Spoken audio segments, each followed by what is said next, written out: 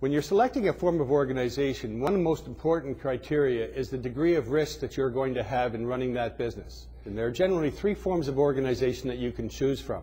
You can be a sole proprietor, you can be a partnership, or you can be an incorporated entity. Other issues that may affect your decision include the amount of profit that you're likely to have.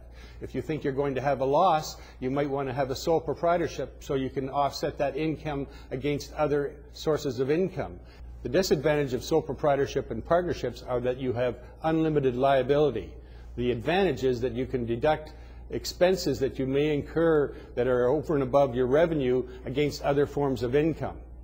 As you become more profitable, it makes more sense to have an incorporated entity because it's possible to retain income inside your corporation at much lower rates. And you can also pay out these amounts at much lower rates in the future.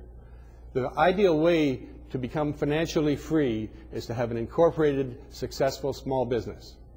There are various forms of organization that a business person can choose. I had a situation recently when our client came to me and tried to decide on the form of organization. We incorporated a company where his wife was actually a shareholder in this company. The wife didn't have a pension plan, and therefore they didn't have much family income other than his IBM pension. What we were able to do was to have this fellow work, and after approximately 5 years, he had accumulated significant funds in the company, which he could then take out through a dividend strategy to his wife, and the wife wound up having, after 5 years of his working at the end of his career, a pension that was equal to his.